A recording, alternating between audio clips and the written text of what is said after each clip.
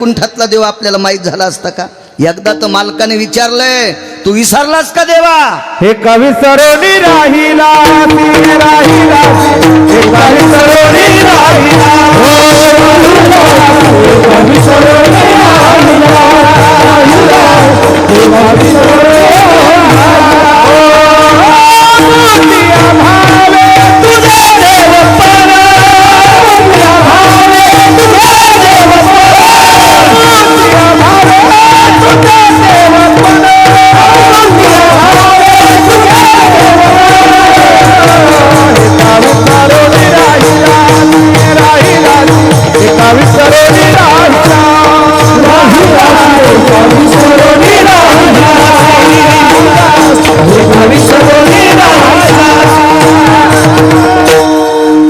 आमुचिया भावे तुझ देवपण. मालकांचं वाक्य. देवा तुला देवपण आमच्यामुळे आले. तुझ देवपण आणि तुझ देवपण आणि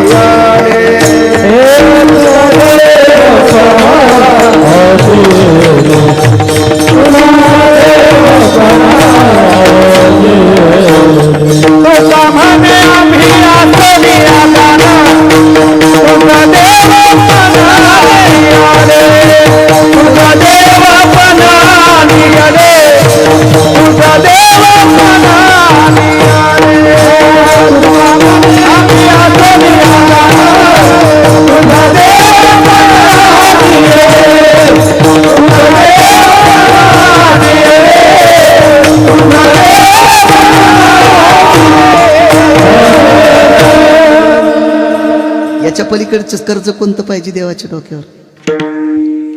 अजून ऐका पुढचं, अजून ऐका, अजून ऐका. 100-200 क्विंटल सोयाबीन झाली की ते म्हणतं आपल्याला काय कमी आहे? काय कमी आपल्याला? काय देवाला मागायचं? सुंबळ्या. त्याला वैकुंठ नावाची नगरी सोन्याची आहे. 16,108 धर्मपत्न्या आहेत, 56 कोटी यादव आहेत. काय वैभव असेल त्याचं? झाडाचं पान ज्याच्या सत्तेशिवाय हालत नाही. सूर्याला प्रकाश तुझ्या पेने, वेदाशी बोलणे, सूर्याशी चालणे तुझ्या बळे. ही सगळी सत्ता त्याच्या ताब्यात आहे. गिरगावचा बाळू आणि तुम्ही किती दिवस जिथे ठवाचेत आणि कोण्या दिवशी मळ्यात नेऊन ठोकायचे हे ज्याच्या हातात आहे त्याला जगाचा बाप म्हणतात. एवढी सत्ता त्याच्या ताब्यात. पण मालक सुख नव्हतं त्याच्याकडं, सुख नव्हतं. कोणी सुख दिलं त्याला? संतांचे सुख झाले देवा, संतांचे सुख झाले देवा. मनोनी सेवा करे त्याचे, करे त्याचे, मनोनी सेवा करे त्याचे. संतांचे सुख झाले देवा,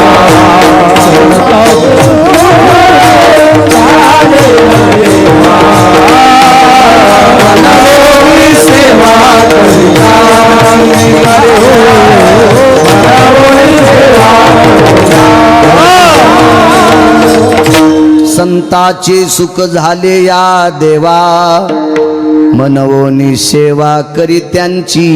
मनोनी नाचे मागे मागे पुढे, म्हणून नाचतोय. सुख नव्हतं त्याच्याकडं. वैकुंठ सोडोनी संत सदनी राहिला, ज्या सुखा कारणे देव वेडावला. वैकुंठ सोडोनी संत सदनी राहिला. काय काय घेतलं जगाच्या मालकानं? हे नाना प्रकारचा कर्जाचा बोज विटेरच्या मालकाकडे आहे. मनोनी नाचे मागे मागे. कर्तव्याची धुरा अगदी धूर्तपणाने, सावधगिरीने, चातुर्याने, कौशल्याने, विवेकाने, भावयुक्त अंतकरणाने सांभाळली. याचं वजन देवाच्या डोक्यावर हे कर्ज आहे. कामं चांगली केली की कर्ज ठरते. 2 गोष्टी सांगतो तुम्हाला. देवावरचं कर्जही सांगतो काय आहे भक्ताचं, आणि देव नाचतोय बी कसा. एकाच उदाहरणात मी तुम्हाला परिपूर्ण ते देऊ शकतो. फक्त मला आशीर्वाद द्या. त्या आशीर्वादावर गिरगावचा बाळू बोलेल. कारण तुम्ही सामान्य नाहीत. प्रभू तुम्ही महिषाची मूर्ती. आळंदीतले मालक नमूद करतात, कीर्तनातला श्रोता हा प्रत्यक्ष शंकर असतो. फक्त कीर्तन संभूस तर तंबाखू चोळी जाऊ नका, तितकं तरी लाज जा, लाज जा तितकं तरी. कीर्तन होऊस तरी नका चोळी जाऊ. चांगल्या कथेत एका कथाकाराच्या संघचा धोत्रा खालून तंबाखू चोळू लागला. म्हणजे त्या कथाकाराला बी नरकाला जावं लागेल आणि त्याला जावं लागेल आणि ती कथा जे ऐकायले त्यांना पण नरकाला जावं लागेल. विठाला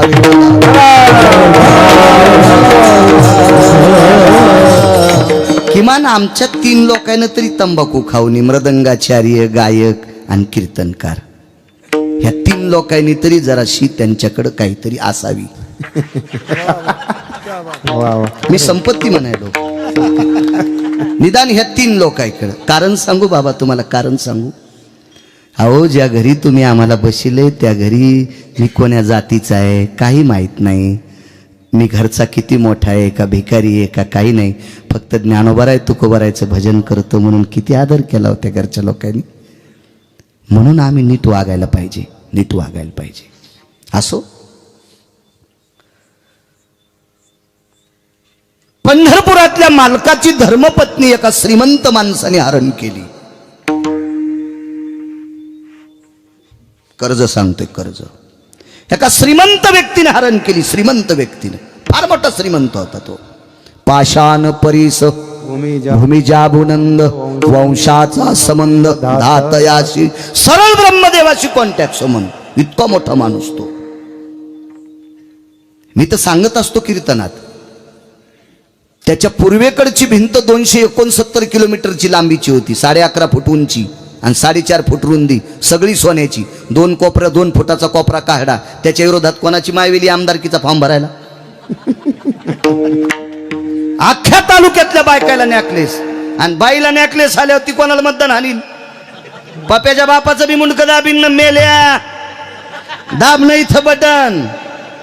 आयुष्य गेले, फुटका मनी घेतला नाहीस, यानं नॅकलेस द्यायला दाब याच्या नावा पुढचं बटन.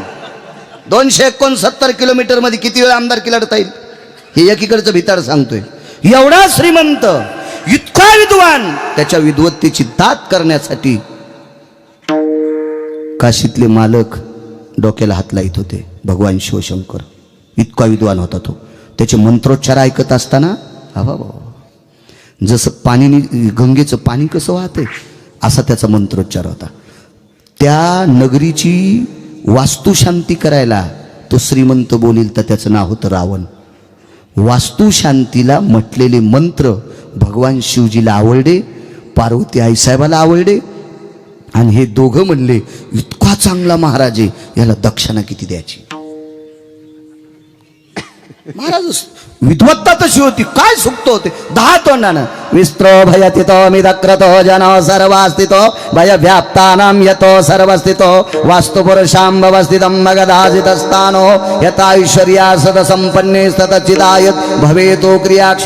काय ते मंत्र शुमा नाही त्या मंत्राची. काय प्रपटन. केळीच्या पानासारखी जीप होती त्याची, सुईच्या आणि सारखं टोकदार जीप. पाणीनीचे सुक्त इतके सुंदर म्हणायचे. प्रसन्न काय देऊ, काय देता म्हणले, हे गावच देऊन टाका. देऊन टाकलं गाव.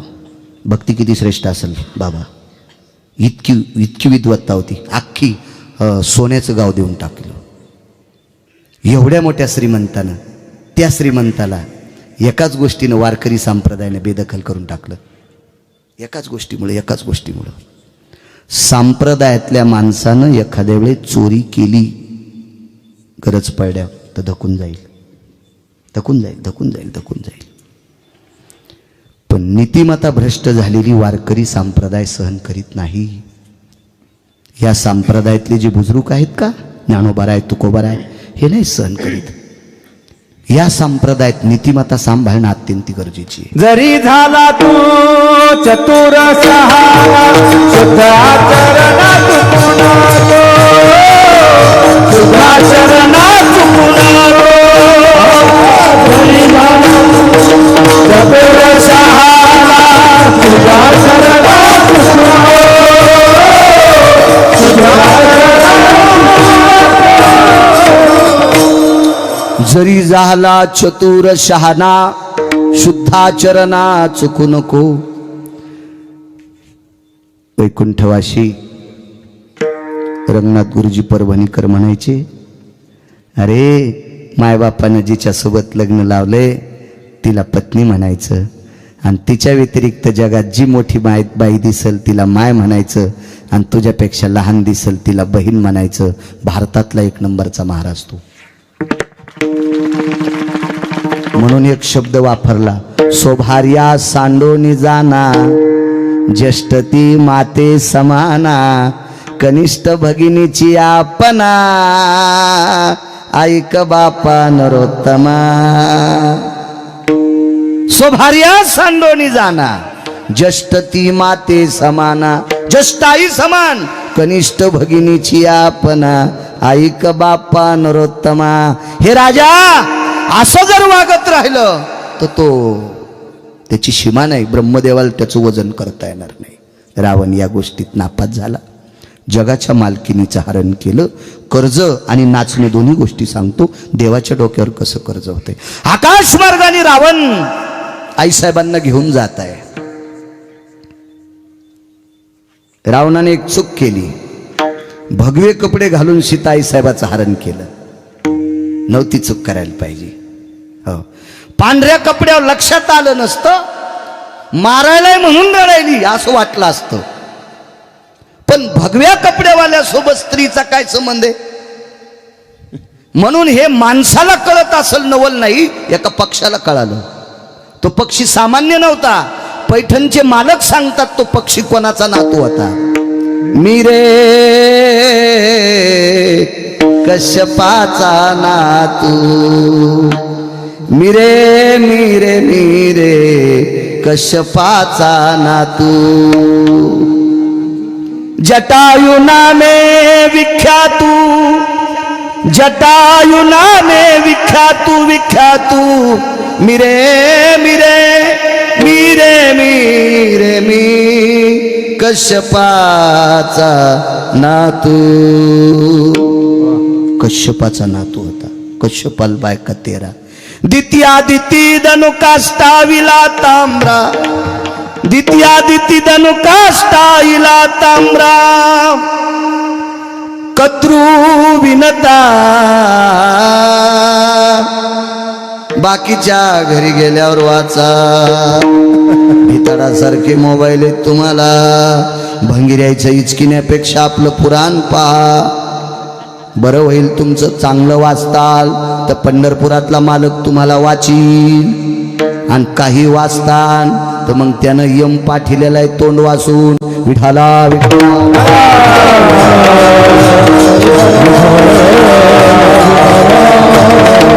कर्ज सांगतोय, कर्ज झ्याप घेतली. हो झ्याप घेतली.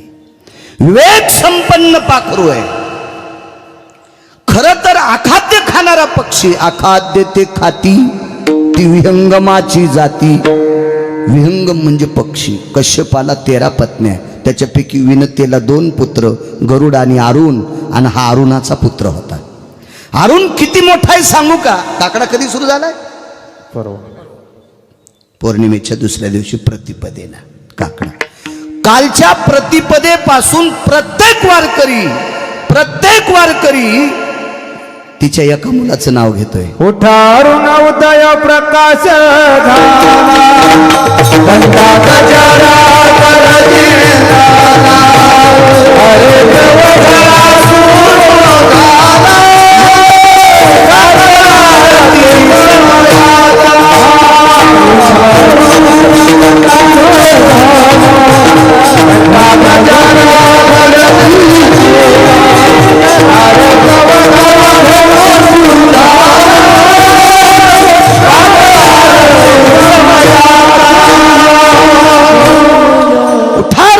प्रकाश झाला, त्याचं नाव घेतलं. उठा सूर्योदय प्रकाश झाला असं एकही वारकरी म्हणणार नाही.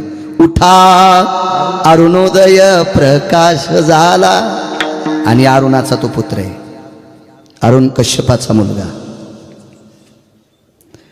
मी कश्यपाचा नातू आहे. काय विवेक संपन्न पवित्र कुळातलं लेकरू आहे. शूर कुळातलं लेकरू आहे, सात्विक कुळातलं लेकरू आहे. कुळ कशानं सात्विक होत असतं माहितीये का?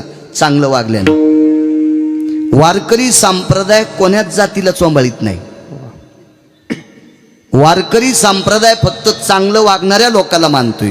हो का उत्तम चांडाळ त्याचे पायी माझे कपाळ, पंढरीचे वारकरी त्यांचे पाय माझे श्री, साध्वी जनाबाई म्हणतात. उत्तम कुळातला आहे का चांडाळ कुळातला आहे, पण वारकरी आहे ना, त्याच्या पायावर माझं डोकं. कबीर मोमीन लतिफा मुसलमान, सेना नावे जान विष्णुदास. मुसलमानाच्या कुळातला आहे पण वारकरी होता. अहो नामदेव बाबा कबीरानी भजन म्हणता म्हणता शेलाई नाहीचा. तो शेला आनंद आश्रमातून सोलापूर जिल्ह्यातल्या माणसाने विकत घेतला.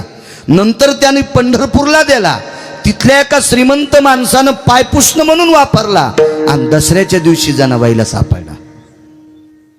आणि जनाबाईनं देवाला विचारलं, देवा एक बोलू? हे राम राम म्हणते रे, याच्या दोऱ्या दोऱ्यातून राम राम येते, हे कोणी इनला असेल? इटेवरच्या मालकाचे डोळे भरून आले. सांगितलं, जना हे कबीरानं इनलाय, कबीरानं इनलाय. कबीरानं माई भेट होईल का प्रभू? होईल भेट, काय काळजी करू नको. आणि एके दिवशी कबीर आचार्य पंडित शास्त्री विद्वान 100-200 लोक घेऊन पंढरपूरला आलते. त्यावेळेला जनाबाईनं कबीराला पाया पडू दिलं नव्हतं. तो कबीरजीनं सांगितलं, माताजी मी मुसलमान आहे म्हणून पाया पडू देत नाहीत? नाही. जनाबाईनं सांगितलं, महाराज तुम्ही 30-40 वर्षापूर्वी विंदेला शेला अजून राम राम म्हणतोय, एवढे तुम्ही अधिकारी आहेत म्हणून तुम्हाला कशाला पाया पडू द्यायचे? तुम्ही आमच्यापेक्षा फार मोठे आहेत. पण कबीरजीनं सांगितलं, ऐक माय, ऐक माय, मी इंदेला शेला राम राम म्हणतोय, पण तू हात लावलेल्या गौऱ्या विठ्ठल विठ्ठल म्हणतात. तू का लहान आहेस का बाई ग? लहान आहेस का?